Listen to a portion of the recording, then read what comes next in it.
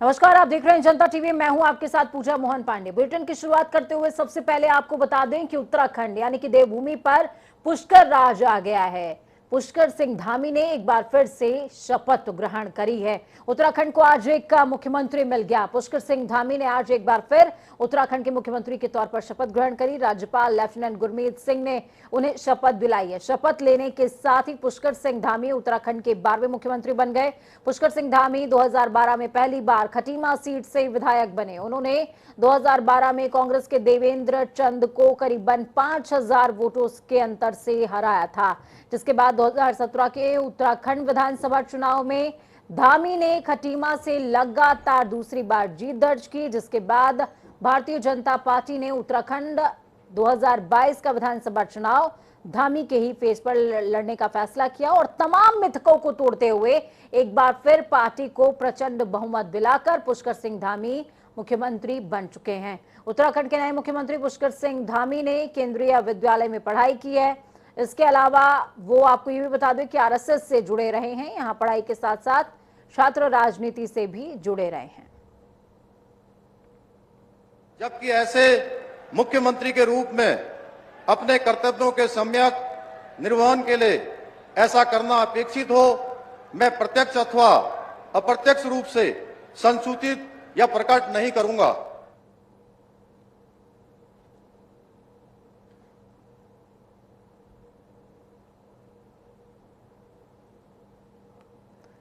तो वहीं शपथ ग्रहण समारोह में पुष्कर सिंह धामी के अलावा कैबिनेट मंत्री के लिए पद और गोपनीयता की शपथ लेने वालों में धन सिंह रावत, गणेश जोशी, रेखा आर्या, सुबोध उनियाल, सौरभ बहुगुणा, प्रेमचंद अग्रवाल, चंदन रामदास और सतपाल महाराज शामिल रहे हैं। आपको बता दें कि प्रधानमंत्री नरेंद्र मोदी, हिमाचल प्रदेश के मुख्यमंत्री जयराम ठाकुर, हरियाणा के मुख्यमंत्री मनोहर लाल खट्टर, असम के मुख्यमंत्री हेमंत बिस्वा शर्मा और गोवा के मनोनीत मुख्यमंत्री प्रमोद सावंत भी मौजूद इस दौरान रहे हैं। इसके साथ ही उत्तर प्रदेश के मुख्यमंत्री इस समय कार्यवाहक मुख्यमंत्री के तौर पर पदासीन हैं योगी आदित्यनाथ, मध्य प्रदेश के मुख्यमंत्री शिवराज सिंह चौहान, केंद्रीय मंत्री नितिन गडकरी और रक्षा मंत्री राजनाथ सिंह भी शपथ ग्रहण समारोह का हिस्सा बने रहे।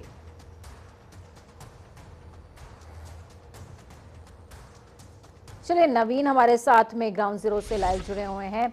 नवीन, भाजपा की तरफ से जो जीत की हैट्रिक लगाई गई है उसमें 3 राज्यों में ये हैट्रिक लगी और आज जो है पहले राज्य का शपथ ग्रहण समारोह, जिसमें साफ तौर पर पुष्कर सिंह धामी ने शपथ ले ली है और अब वो जो है अपने कार्यकाल की शुरुआत भी करने वाले हैं। जिन 8 नामों पर हम बातचीत करने जा रहे हैं, नवीन, किसको क्या प्रभार मिल सकता है? क्या इस बात की अभी से आशंका हम जता सकते हैं क्या? जी पूजा, निश्चित तौर पर आज जब मुख्यमंत्री का शपथ ग्रहण हो गया है, इसके साथ ही अब जो कैबिनेट का विस्तार भी हो गया। हालांकि कई नाम ऐसे चल रहे थे, करीब 11 नाम की चर्चा चल रही थी कि 11 नामों पर मुहर लगेगी, लेकिन 8 ही नामों पर मुहर लग पाई है। 5 पुराने चेहरे और 3 नए चेहरे हैं। अब देखने वाली बात यह होगी कि जो विभाग है, क्या पुराने विभागों को जो पुराने कैबिनेट मंत्री रहे हैं उन्हें दिया जाएगा या फिर उनके विभागों में कुछ परिवर्तन किया जाएगा। ये तो कल कैबिनेट की बैठक जब होगी तो इसके बाद ही फैसला हो पाएगा। लेकिन कहीं ना कहीं कयास यही लगाई जा रही है कि जो नए चेहरों को नए विभाग दिया जाएगा और पुराने चेहरे के जैसे गणेश जोशी की बात करें तो उन्हें सैनिक कल्याण मंत्रालय दिया गया है और हो सकता है फिर से उन्हें सैनिक कल्याण मंत्रालय दिया जाए। इसके साथ ही अगर धन सिंह रावत की बात की जाए तो धन सिंह रावत को शिक्षा विभाग दिया गया है, तो हो सकता है फिर से उन्हें शिक्षा विभाग दिया जाए। ऐसे तमाम सारे जो कैबिनेट मंत्री हैं उनके विभागों में जो उनका विभाग है उसी यथावत रखने की संभावना जताई जा रही है। हो सकता है कि उनके विभागों में फेरबदल किया जाए, लेकिन कहीं ना कहीं जो नए चेहरे हैं उनको एक नया विभाग जरूर मिलेगा। इसके साथ ही अगर जब शपथ ग्रहण समारोह हो गया है तो अब पब्लिक को भी जानने का भी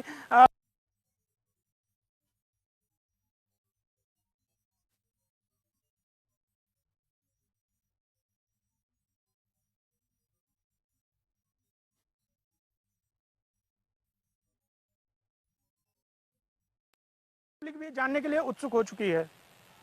मैं आपसे समझना चाहूंगी, साधु संतों पर इस शपथ ग्रहण समारोह में सबकी निगाहें टिकी रही, जिनके लिए एक अलग से मंच भी बनाया गया था। इस दौरान उनकी तरफ से किस तरीके का जो प्रतिक्रिया है वो देखने को मिली है? क्या वो संतुष्ट नजर आ रहे हैं? उन्हें उम्मीदें हैं? क्योंकि देवस्थानम बोर्ड को लेकर जिस तरीके से लंबी रार छिड़ी रही देवभूमि के अंदर, उस रार को समाप्त भी पुष्कर सिंह धामी ने किया, जिसके बाद कहीं ना कहीं जो हक हकूकधारी हैं, धर्मावलंबी हैं, उनका विश्वास पुष्कर सिंह धामी पर बना है थोड़ा बहुत। जी पूजा, निश्चित तौर पर साधु संतों की बात करें तो अगर इस प्रांगण में देखा जाए तो साधु संतों के लिए एक अलग मंच बनाया गया था। इसके साथ ही मैं बताना चाहूंगा कि मुख्यमंत्री पुष्कर सिंह धामी जो मेन मंच है वहां पर ना जाकर सबसे पहले वो साधु संतों के पास गए हैं, उनका आशीर्वाद लिया है, उनका अभिनंदन किया है कि वह इस कार्यक्रम में मौजूद रहे। तो सबसे पहला काम उन्होंने यही किया था। इसके साथ ही साधु संतों ने भी उन्हें आशीर्वाद दिया है, क्योंकि देवस्थानम बोर्ड की एक तमाम सारी बातें चल रही थी देवस्थानम बोर्ड को लेकर, और आखिर कहीं ना कहीं देवस्थानम बोर्ड को भी साधने का प्रयास किया गया, साधु संतों को भी साधने का प्रयास किया गया, उनसे आशीर्वाद भी लिया गया। इसके साथ ही जो पूर्व सैनिक हैं उनको भी निमंत्रण दिया गया था, वह भी पहुंचे थे। इसके साथ ही राज्य आंदोलनकारियों की बात की जाए तो उनके लिए एक अलग मंच सजाया गया था। तो सभी को साधने का प्रयास जरूर किया गया था कि कोई भी चीज ऐसी ना हो कि जो भी छूटे, क्योंकि राज्य आंदोलन में अहम भूमिका राज्य आंदोलनकारियों ने निभाई थी, और यह देवभूमि कही जाती है तो साधु संतों का आशीर्वाद लेना भी सबसे अहम था। तो मुख्यमंत्री पुष्कर सिंह धामी सबसे पहले साधु संतों के पास। और जब हम चुनाव पर नजर डालते हैं नवीन, तो उस दौरान जिस तरीके से कांग्रेसियों ने कहा भी था कि उत्तराखंड के बनने में जिस तरीके से शहादत हुई है उनका सम्मान बीजेपी ने नहीं किया, तो शपथ ग्रहण समारोह के दौरान कोई कोर कसर छोड़ती भाजपा नजर नहीं आई। बहुत शुक्रिया हमारे साथ जुड़ने के लिए नवीन, अहम जानकारी साझा करने के लिए। उत्तराखंड में सीएम पर सस्पेंस खत्म हो गया। शपथ लेने के बाद पुष्कर सिंह धामी प्रदेश के 12वें मुख्यमंत्री बने। आपको बता दें कि उनका ये राजनीतिक सफर बेहद ही साधारण सा रहा। कैसे युवा मोर्चा के अध्यक्ष से प्रदेश के सीएम बने पुष्कर सिंह धामी, ये खास रिपोर्ट देखिए। अधिवेशन के संयोजक के पद पर भी काम किया। उत्तराखंड बनने के बाद पुष्कर सिंह धामी राज्य बीजेपी में सक्रिय हुए, जिसके तहत राज्य बीजेपी ने 2002 से 2008 तक लगातार 2 बार धामी को उत्तराखंड बीजेपी युवा मोर्चा का प्रदेश अध्यक्ष बनाया। अपने इस जिम्मेदारी में धामी ने पूरे राज्य से बड़ी संख्या में युवाओं को बीजेपी में जोड़ा। वहीं 2007 में जब उत्तराखंड में बीजेपी की वापसी हुई तो 2010 में पुष्कर धामी को राज्य सरकार ने दर्जा मंत्री बनाया, जिसके तहत उन्हें उपाध्यक्ष शहरी अनुश्रवण समिति बनाया गया। इसके बाद उधम सिंह नगर जिले की खटीमा सीट से विधायक पद के लिए चुनाव लड़े और जीत भी हासिल की। 2012 और 2017 का चुनाव जीतकर 2 बार इस सीट का प्रतिनिधित्व कर चुके हैं और अब दूसरी बार सीएम बनकर अब पहाड़ों की कमान भी संभालेंगे। डेस्क से आंचल कात्यायन की रिपोर्ट।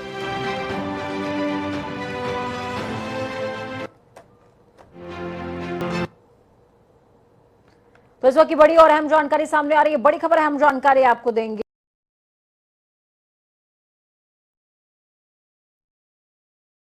रवाना हो गए हैं। तो इस बीच एक और बड़ी खबर, अहम जानकारी, प्रतापगढ़ एमएलसी प्रत्याशी अक्षय प्रताप सिंह को सजा हुई है।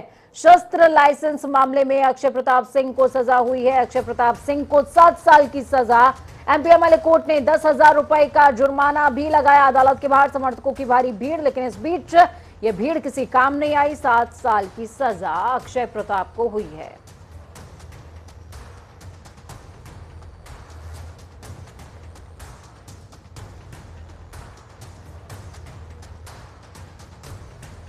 तो अदालत के बाहर समर्थकों की भारी भीड़। एमएलसी प्रत्याशी अक्षय प्रताप सिंह को 7 साल की सजा हुई है।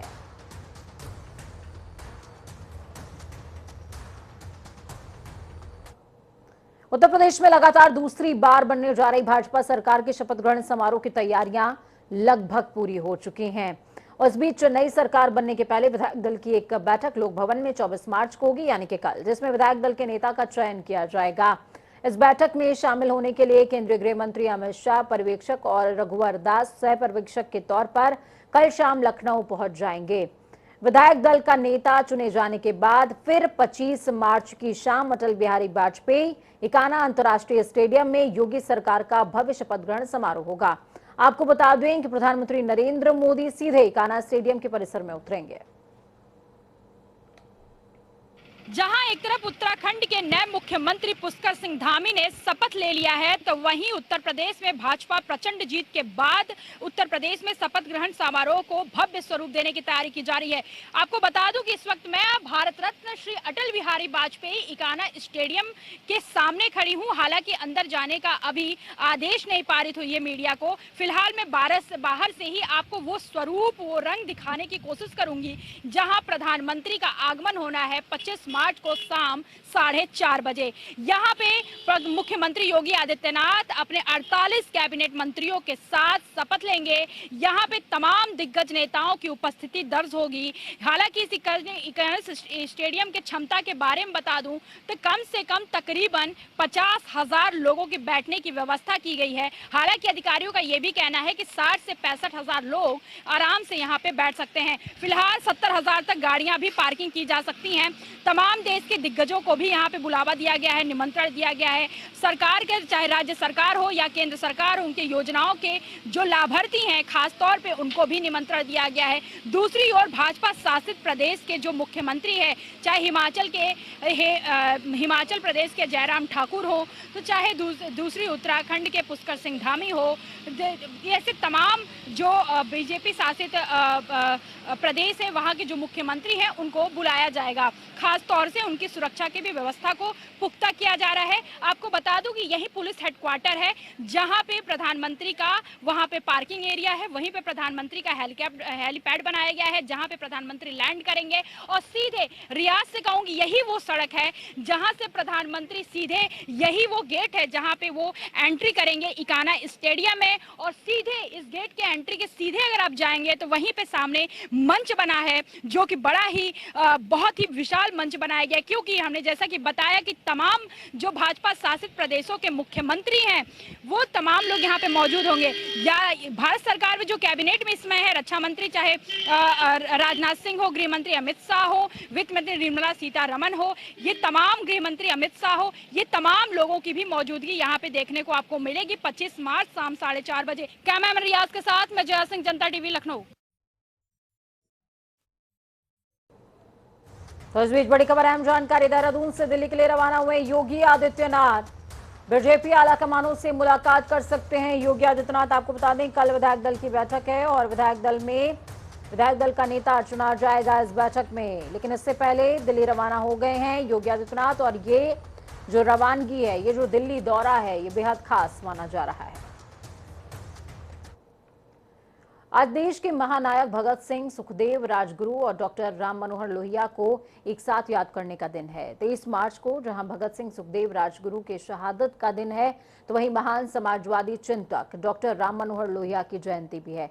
समाजवादी आइकॉन डॉक्टर राम मनोहर लोहिया के जन्मोत्सव पर आज समाजवादी पार्टी के अध्यक्ष ने उनकी जयंती पर उन्हें श्रद्धा सुमन अर्पित किए हैं। इस दौरान उन्होंने कहा कि समाजवादी पार्टी राम मनोहर लोहिया के रास्ते पर ही चलने का संकल्प लेती है। अखिलेश यादव ने लगातार बढ़ रही महंगाई के मुद्दे पर भी बीजेपी को घेरा। साथ ही बीते दिन एटा में नामांकन के दौरान हुए बवाल को लेकर कहा कि बीजेपी गुंडों का सहारा लेकर लोकतंत्र को खत्म कर रही है। 23 मार्च डॉक्टर राम मनोहर लोहिया जी को याद करने के लिए हम सब इकट्ठे हुए हैं और लोहिया पार्क, जहां पर डॉक्टर राम मनोहर लोहिया जी की प्रतिमा लगी है, 23 मार्च को समाजवादी लोग यहाँ इकट्ठे होते हैं, उन्हें याद करते हैं। सभी समाजवादी इस बात का संकल्प लेते हैं कि आने वाले समय में डॉक्टर राम मनोहर लोहिया का रास्ता दिखाए हुए पे चलने का काम करेंगे। महंगाई का सवाल है, लगातार महंगाई बढ़ती जा रही है और सरकार इस बात को कहती है कि पेट्रोल डीजल पे उसका नियंत्रण नहीं है, लेकिन सरकार की गलत नीतियों की वजह से डीजल पेट्रोल लगातार महंगा हो रहा है।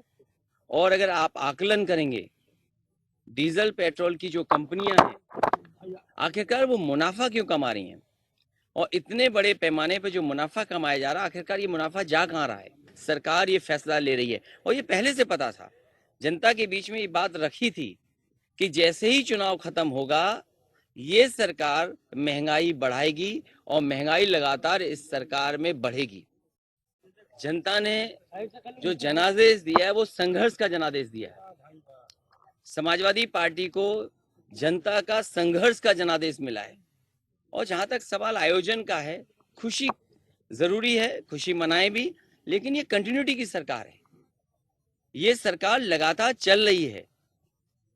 और जो सरकार 5 साल में कोई ऐसा स्थान न बना पाई हो जो उन्हें प्रेरणा दे सके, कम से कम समाजवादियों का काम उन्हें प्रेरणा देगा कि आने वाले समय में ऐसा काम करें। जिस समय बहनों के साथ जो व्यवहार हुआ था, उनके कपड़े छीन लिए गए थे, उनकी साड़ी खींच ली गई थी, कपड़े फाड़ दिए गए थे। और इसी तरह जो कल हुआ है एटा में, भारतीय जनता पार्टी लोकतंत्र में अपना बहुमत सिद्ध करने के लिए गुंडई पर उतर आई है। और आखिरकार डीएमएसपी क्या कर रहे थे, उतनी खड़ी हुई पुलिस क्या कर रही थी? ये पूरी की पूरी सरकार की साजिश थी। डीएमएसपी पूरे मिले हुए थे, अगर डीएमएसपी नहीं मिले होते तो शायद ये ऐसा नहीं होता। बहुजन समाज पार्टी अध्यक्ष मायावती ने राजस्थान में दलितों और आदिवासियों पर अत्याचार की घटनाओं में बेतहाशा वृद्धि होने का आरोप लगाते हुए आज कांग्रेस सरकार को बर्खास्त कर राष्ट्रपति शासन लगाने की मांग की है। बसपा सुप्रीमो मायावती ने सिलसिलेवार ट्वीट करते हुए कहा कि राजस्थान कांग्रेस सरकार में दलितों और आदिवासियों पर अत्याचार की घटनाओं में बेतहाशा वृद्धि हुई है। हाल ही में डीडवाना और धौलपुर में दलित युवतियों के साथ बलात्कार और अलवर में दलित युवक की ट्रैक्टर से कुचलकर हत्या, जोधपुर के पाली में दलित युवक की हत्या ने दलित समाज को झकझोर दिया। इससे यह स्पष्ट हो जाता है कि राजस्थान में खासकर दलितों और आदिवासियों की सुरक्षा करने में वहां की कांग्रेसी सरकार पूरी तरीके से विफल रही है। अतः ये उचित होगा कि इस सरकार को बर्खास्त करते हुए वहां पर राष्ट्रपति शासन लगाया जाए। तो वहीं विधान परिषद सदस्य पद के लिए चल रही नामांकन प्रक्रिया में मंगलवार को जिला मजिस्ट्रेट की अदालत में दिन भर हंगामे की स्थिति बनी रही। समाजवादी पार्टी के एमएलसी प्रत्याशी अनुराग वर्मा का पर्चा खारिज हो गया, जिसके बाद सपा प्रत्याशी ने जिलाधिकारी के ऊपर सरकार के दबाव में आकर पर्चा कैंसिल करने का आरोप लगाया। लखीमपुर एमएलसी चुनाव में 4 प्रत्याशियों में पर्चे दाखिल किए थे, जिनमें सपा प्रत्याशी और एक निर्दलीय प्रत्याशी का पर्चा जांच के बाद खारिज हो गया। आपको बता दें कि बीजेपी प्रत्याशी ने आपत्ति जताई थी कि सपा प्रत्याशी अनुराग वर्मा ने जिस नोटरी संजय सिंह से शपथ पत्र को प्रमाणित कराया है, उनका नोटरी का लाइसेंस नवीनीकृत नहीं था। वहीं नोटरी संजय सिंह का कहना था कि 13 मार्च 2022 तक उनका नोटरी अधिकार पत्र नवीनीकृत था, जिसके आधार पर भाजपा के वकीलों ने दलील दी है कि सपा प्रत्याशी का नामांकन रद्द हो। न्याय की जीत हुई है और जिस प्रकार से कूट रचित एफिडेविट नाम निर्देशन के लिए दाखिल किया गया था, वो आज न्याय की प्रक्रिया के अंतर्गत निरस्त कर दिया गया है और निश्चित तौर पर भारतीय जनता पार्टी की जीत, जो कि पहले से ही सुनिश्चित थी, और बलपूर्वक मजबूत हो गई है। तो सियासी परीक्षाएं खत्म हुई, कोई उत्तीर्ण हुआ, कोई विफल हो गया, लेकिन इस बीच माध्यमिक परीक्षाओं की तैयारी भी प्रदेश में जोरों शोरों से चल रही है। वक्त छोटे से ब्रेक का, ब्रेक के उस पार खबरों का सफर लगातार जारी रहेगा। बने रहिए जनता टीवी के साथ, क्योंकि हमें आपकी ताकत, अपना और अपनों का बहुत ख्याल रखें। नमस्कार।